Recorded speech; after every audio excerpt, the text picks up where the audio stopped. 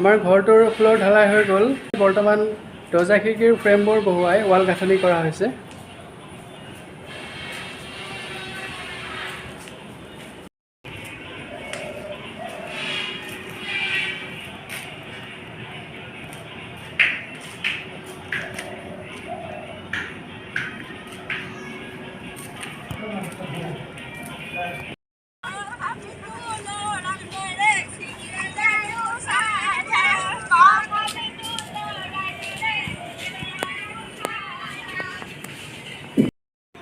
ঘৰটোৰ front side এইটো।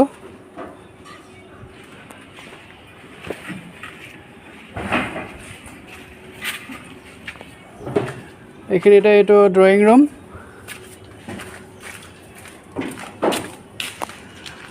আৰু ইয়াতে দুটা বেডৰুম আৰু একে লাষ্টত সেইটো কিটচেন।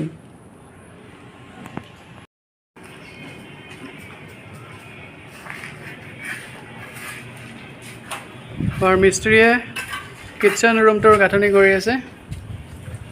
হয় মিস্ত্ৰী কিমান পালে গাঁথনি?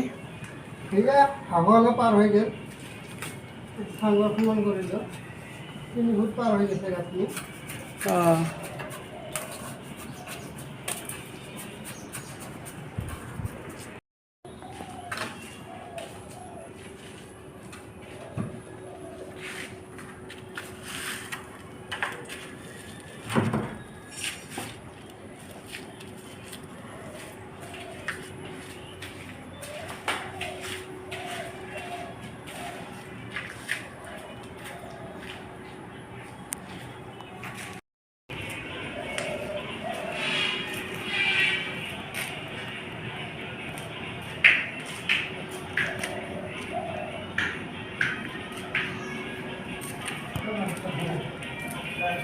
ঘৰটোৰ লেফ্ট আৰু ৰাইট দুটা পাৰ্ট, তাৰ ভিতৰত লেফ্ট ছাইডৰ পাৰ্টৰ কাম কৰি থকা হৈছে।